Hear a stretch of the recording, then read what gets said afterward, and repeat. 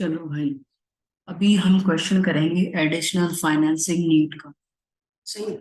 तो बेसिकली हम क्वेश्चन को रीड करते हैं। Sunrise technologies foresees a surge in the sales revenue with the expectations increase from 6 million to 9 million. Operating total operating assets were 4 million. Operating at maximum capacity, it is projected that asset will grow in accordance with the sales increment. मतलब जो sales की percentage increase होगी वही आपके operating asset की percentage increase होगी। The year and liabilities for 2020 amounted to be 2.5 million, of which 1.2 million is accounts payable, 8 lakh rupees is notes payable, and 5 lakh rupees is accruals.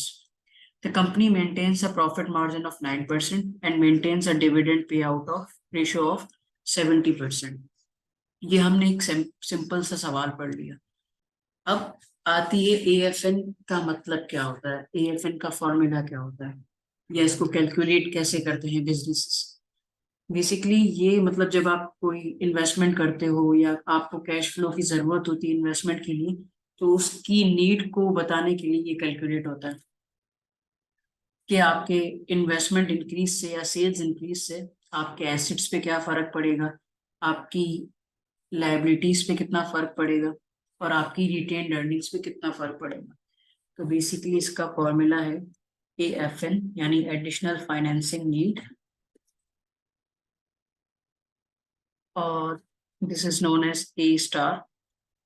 I explain A star divided by S naught into change in sales minus, इसको मैं bracket लगा देता हूँ, L star divided by S naught into change in sales minus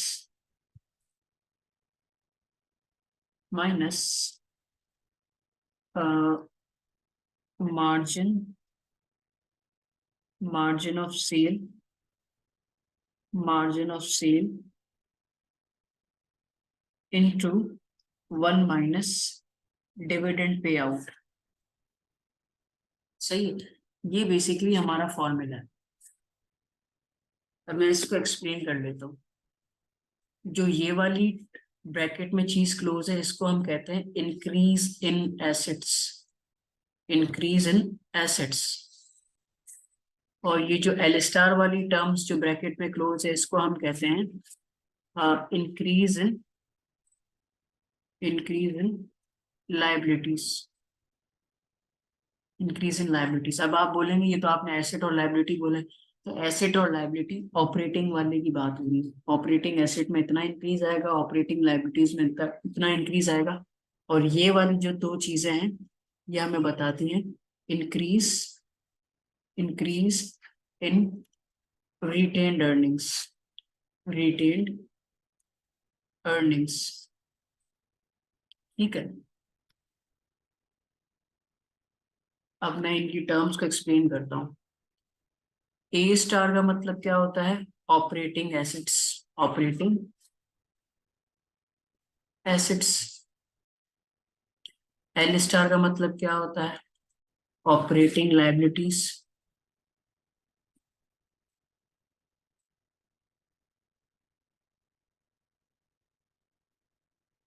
S note का मतलब क्या होता है, original sales, original sales. S one का मतलब क्या होता है, expected sales, expected increase sales, या एक्सपेक्टेड जो आप कर रहे हो नेक्स्ट ईयर के लिए, एक्सपेक्टेड सेल्स हो गया। डेल्टा एस का मतलब क्या होता है, change in sales, change in sales. ठीक है। और डी क्या होता है हमारा, डिविडेंड पे आउट रेशियो होता है, डिविडेंड पे आउट, पे आउट रेशियो। और ये क्या होता है, R R R 1 minus T, retention ratio होता है।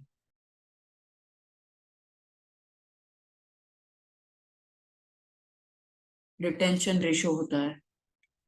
अब ये मार्जिन ऑफ सेल जो मैंने लिखा है MOS, ये कैसे निकलता है? ये निकलता है S1 इंटू प्रॉफिट मार्जिन, यानी परसेंटेज ऑफ सेल, जो हमें क्वेश्चन में गिवन होती है। अब हम क्वेश्चन करेंगे, हमें आगे आहिस्ता आहिस्ता चीजें क्लियर होगी। ठीक है, यहाँ तक तो मैंने सारी टर्म्स एक्सप्लेन कर दी। ठीक है, एक चीज मैं और लिख रहा हूँ, A स्टार अपॉन S0। इस चीज को कहते हैं स्पॉन्टेनियस स्पॉन्टेनियस स्पॉन्टेनियस एसेट्स, और ये होती है स्पॉन्टेनियस लाइबिलिटी। कि जो आप सेल इंक्रीज करेंगे तो उसका जो डायरेक्ट इफेक्ट ऑन एसेट और इफेक्ट ऑन लाइबिलिटीज आएगा, वो इस रेशियो से हम डिस्क्राइब करते हैं। Spontaneous spontaneous liabilities. ठीक है, आई गेस यहाँ तक फॉर्मूले में कोई मसला नहीं है। एंड ये डी है, ये बेसिकली डी है। सही है। तो अब हम क्वेश्चन की चीजें पढ़ते हैं और उसको स्टार्ट करते हैं। ये क्या बोल रहा है? Calculate N A F N. Calculate N A F N. A F N का फॉर्मूला मैंने लिख दिया है। सही है। अब ए स्टार का मतलब क्या होता है? Operating assets. तो इसने हमें पहले ही बता दिया था। सेल्स हमारी इंक्रीज हो रही है 6 million to 9 million. Total operating assets were 4 million. Operating assets मेरे 4 मिलियन थे, तो मैं लिख देता हूँ 4 मिलियन मेरे ऑपरेटिंग एसेट्स थे। और एस नॉट मेरा कितना था? 6 मिलियन था। 6 मिलियन से 9 मिलियन पे इंक्रीज हो रहा था। और चेंज इन सेल कितना है मेरा? 9 - 6, ये मेरा चेंज इन सेल है। अब ऑपरेटिंग लाइबिलिटीज कितनी है वो भी हम देख लेते हैं। टोटल हमारी करंट लाइबिलिटीज जो थी वो 2.5 मिलियन की थी, जिसमें से 1.2 मिलियन अकाउंट्स पेबल था and 5 million was accruals. Notes payable को हम इंक्लूड नहीं करेंगे ऑपरेटिंग लाइबिलिटीज में, because notes payable it's totally managers choice, और notes payable is a liability, तो इसमें इंटरेस्ट की डिस्क्रिशन या इंटरेस्ट की इन्वॉल्वमेंट हो जाती है। तो इसकी वजह से हम नोट्स पेबल को करंट लाइब ऑपरेटिंग लाइबिलिटीज में इन्वॉल्व नहीं करते। तो ऑपरेटिंग लाइबिलिटीज हमारी कितनी थी? 1.2 मिलियन प्लस 0.5 मिलियन, ये हो गया 1.7 मिलियन। 1.2 प्लस 0.5 मिलियन, तो ये हो गया 1.7 मिलियन। तो हम इसको लिख देते हैं, operating liabilities is 1.7 million. Original sale 6 million की है। चेंज इन सेल कितनी है? 9 - 6 करेंगे तो हमारे पास आ जाएगी। अब हमारी एक्सपेक्टेड सेल कितनी है? एक्सपेक्टेड सेल हमारी है 9 मिलियन। तो एक्सपेक्टेड सेल हमारी 9 मिलियन है, और प्रॉफिट मार्जिन कितना है इस पे हमारा? 9%। ये हमने ओरिजिनली देख लिया था। और डिविडेंड पे आउट रेशियो कितना है? 70। तो इसकी हम वर्किंग कर लेते हैं। 9 इंटू कितना परसेंट था? 9%। 9 मिलियन इंटू 9%, ये हमारा नेट प्रॉफिट होगा। अब नेट प्रॉफिट में से हम क्या करेंगे? 1 minus dividend pay out ratio, which is 70%। सही है। ये मेरा AFN की पूरी वर्किंग हो गई है। अब मैं सिंपली इनकी वैल्यूज को कैलकुलेट करता हूँ, आप भी कैलकुलेट कर लें। 4/6, 4/6 इंटू 3 मिलियन, इसका आंसर आ रहा है 2 मिलियन। सही है।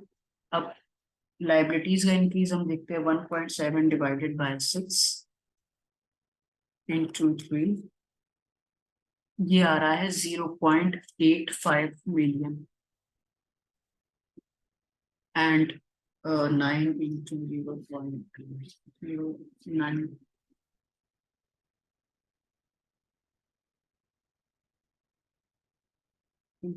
0.3, तो ये मेरा आ रहा है 0.243 मिलियन। सही है। तो अब इनका हम नेट कर लेंगे तो हमारे पास फाइनल AFN रिक्वायर्ड आ जाएगा 2 मिलियन माइनस 0.85 माइनस 0.243, ये आ रहा है 0.907 मिलियन। अब जैसे मैंने कहा था ना कि ये वाला इंक्रीज इन एसेट है और ये जो दूसरा है ये इंक्रीज इन लाइबिलिटीज है और ये इंक्रीज इन रिटेन्ड अर्निंग्स है, क्योंकि 1 - 70% करोगे तो आपके पास रिटेंशन रेशियो आ जाएगा, यानी नेट प्रॉफिट का अमाउंट जो आप रिटेन करोगे वो होगा 0.243 मिलियन। ये कंफर्म करने के लिए ना मैं आपको इसकी बैलेंस शीट बनवा देता हूँ ताकि सारी कंफ्यूजन एक झटके में खत्म हो जाए। पहले मैं बैलेंस शीट की एक्चुअल वैल्यूज को कॉपी कर लेता हूँ। अब ये ऐसा है कि मैंने चीजें लिख ली हैं, अब मुझे क्या करना है, अभी मुझे सिंपली जो एक्चुअल वैल्यूज मुझे गिवन है उनका मुझे उठाना है। तो मेरे नेट ऑपरेटिंग एसेट्स हैं 4 मिलियन के और ऑपरेटिंग लाइबिलिटीज वगैरह सब ये है। तो नेट एसेट्स मेरे हैं 4 मिलियन के, तो यही मेरे टोटल एसेट्स हैं। और लाइबिलिटीज में मेरे अकाउंट्स पेबल हैं आपके, अभी ऊपर हमने देखे थे अकाउंट्स पेबल हमारे कितने थे, 1.2 मिलियन, 1.2 मिलियन के थे। और नोट्स पेबल जो थे हमारे वो थे 0.8 मिलियन के, यानी 8 लाख थे। और एक्रूड एक्सपेंसेस थे 0.5 मिलियन के, 0.5 मिलियन के। जब इनको हमने टोटल करा तो हमारे टोटल करंट लायबिलिटीज थी 2.5 मिलियन की, 2.5 मिलियन की थी। अब 2.5 मिलियन हमारी लायबिलिटीज हैं और हमारे एसेट हैं 4 मिलियन के। 4 मिलियन माइनस 2.5 मिलियन हम करेंगे तो हमारे पास आ जाएगा 1.5 मिलियन इक्विटी का। रिटेन्ड अर्निंग्स हमें पता नहीं है, गिवन नहीं है, तो हमने डायरेक्ट इक्विटी निकाल दी। तो ये जो हमारा टोटल इक्विटी एंड लायबिलिटीज है वो हमारा 4 मिलियन हो जाएगा। मैं यहाँ पे लिख भी देता हूँ,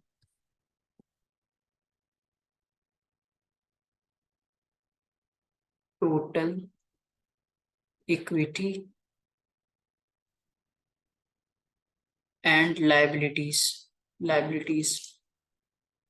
सही है। तो यहाँ तक तो हमने एक्चुअल वाला बना लिया। अब प्रोफोमा हम कैसे बनाएंगे? प्रोफोमा प्रोफोमा के लिए हमें पहली जो चीज चाहिए होती है वो सेल्स इंक्रीज की परसेंटेज चाहिए होती है, वो हम कैलकुलेट कर लेते हैं। सेल्स इंक्रीज का परसेंटेज हम निकाल देते हैं, percent of sale increase. Sale increase का परसेंट कितना है? परसेंट 0.1। ठीक है, तो हमारी एक्चुअल सेल जो एक्सपेक्टेड थी वो 9 मिलियन थी और 6 मिलियन हमारी पुरानी सेल थी। और हमारी पुरानी सेल थी 6 मिलियन, तो इंटू 100 करेंगे हमारे पास सेल इंक्रीज का परसेंटेज आ जाएगा 50%, यानी 50% से हमारी सेल इंक्रीज करनी। As I can show you in the question as well. 6 million sale थी, 6 मिलियन से फिर 9 मिलियन हो गई, तो ये हमारा 50% का इंक्रीज है। तो जो हमारे नेट ऑपरेटिंग एसेट भी है ना वो 50% से इंक्रीज होके हो जाएंगे 6 मिलियन के। इसको आप मल्टीप्लाई करोगे 1.5 से, 1.5 से इंक्रीज करोगे तो ये 6 मिलियन हो जाएगा। और अकाउंट्स पेबल को भी आप 1.5 से मल्टीप्लाई करोगे।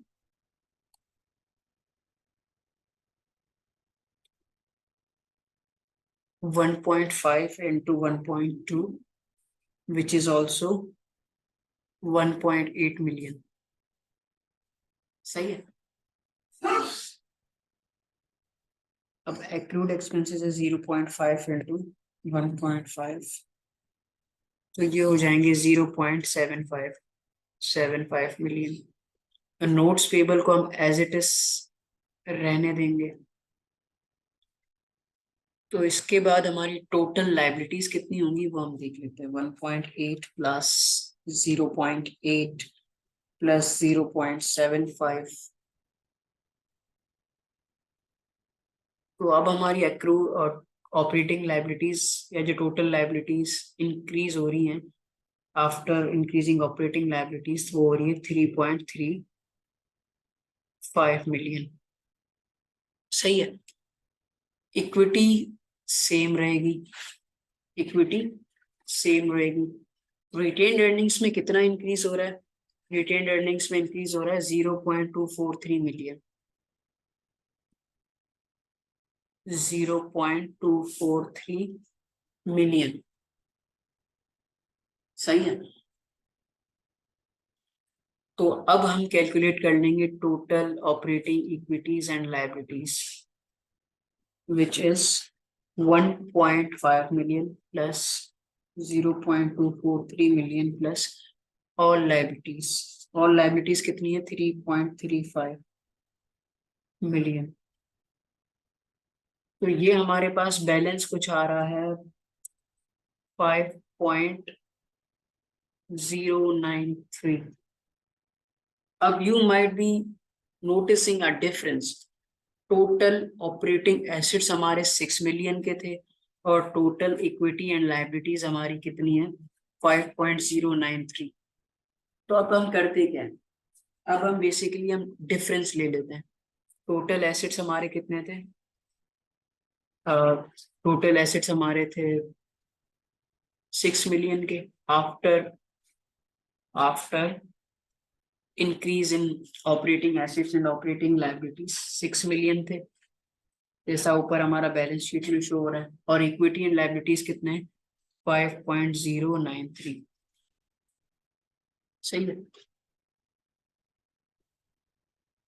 तो ये आ रहा है। अब इनका डिफरेंस क्या आ रहा है? 0.907 if I am not wrong. ये डिफरेंस आ रहा है। ये डिफरेंस हमारा एएफएन से मैच हो रहा है।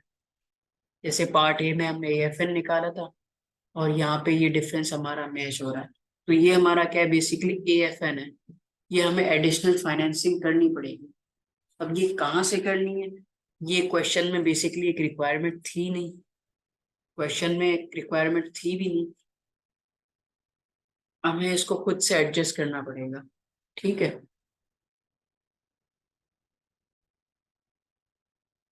नहीं, अब ये जो डिफरेंस आ रहा है ना कहीं एडजस्ट करना पड़ेगा।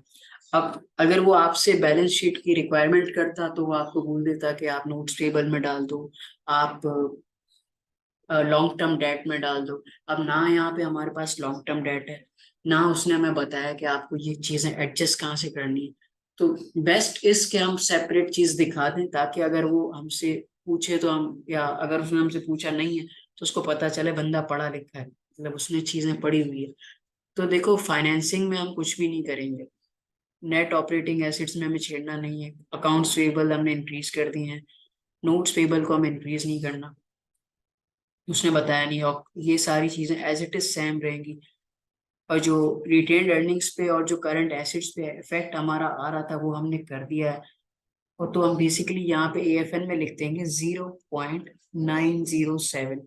जो हमारी advance finance additional financing need जो आ रही है वो हमको सेपरेट दिखा देंगे। जब हमें फाइनेंस मैनेजर या जो प्रोजेक्ट की कॉस्ट कैलकुलेट कर रहे हैं वो हमें बता देंगे, तब हम इस चीज को इंक्रीज कर लेंगे। अब फाइनेंसिंग हमने दिखा दी ये कहाँ से हो रही है, तो हम यहाँ पे प्लस लिख देंगे। अब आफ्टर फाइनेंसिंग जो चीज हमारे पास होगी वो मैं ब्लू पेन से यूज कर रहा हूँ ताकि आप लोग को पता चल सके। नेट ऑपरेटिंग एसेट्स तो ऐसे ही रहेंगे क्योंकि हमने उसको इंक्रीज कर दिया। अब लाइबिलिटीज की बात आती है, वो भी एज इट इज आएंगे, उनको भी हमने ऑलरेडी इंक्रीज कर दिया है 1.8 मिलियन। नोट्स पेबल को हमें छेड़ना नहीं है, तो 0.8 मिलियन। अक्रूड एक्सपेंसेस को भी हमें छेड़ना नहीं है, 0.75 मिलियन। तो ये हमारे total operating total current liabilities हो रही है 3.35 मिलियन। सही है। अब आते हैं इक्विटी पे। इक्विटी भी एज इट इज रहेगी, इक्विटी को हमें छेड़ना नहीं है। रिटेन्ड अर्निंग्स भी हमने इंक्रीज कर ली है। अब एडिशनल फाइनेंसिंग नीड हमने बता दी है बैलेंस शीट में, तो हम इसको यहाँ पे लिख देंगे 0.907। अब इसका जो हम टोटल करेंगे ये हमारा बैलेंस हो जाएगा। इन सब को अगर हम टोटल करते हैं this will be equals to 6 million. मैं कर लेता हूँ 1.5 प्लस 0.243 प्लस 0.907। ये क्या है, मेरी इक्विटी है, इसमें ऐड करता हूँ टोटल लाइबिलिटीज को 3.35 मिलियन को। तो इसका टोटल मेरे पास आ रहा है 6 मिलियन का। तो नेट ऑपरेटिंग एसेट 6 मिलियन के थे हमारे। तो सारी लाइबिलिटीज को ऐड करने के बाद और इक्विटी और एडिशनल फाइनेंसिंग नीड को ऐड करने के बाद तो ये मेरे पास 6 मिलियन ही बन रहा है। इट मीन्स हमारी balance sheet after financing balance हो गई है। तो एडिशनल फाइनेंसिंग हमने कहाँ से करी है वो मैंने सेपरेट एक एंट्री बना के दिखा दी है, क्योंकि हमें पता नहीं है कहाँ से ये चीज मेंटेन बैलेंस कर। ठीक है, बैलेंस शीट हमारी बैलेंस हो गई।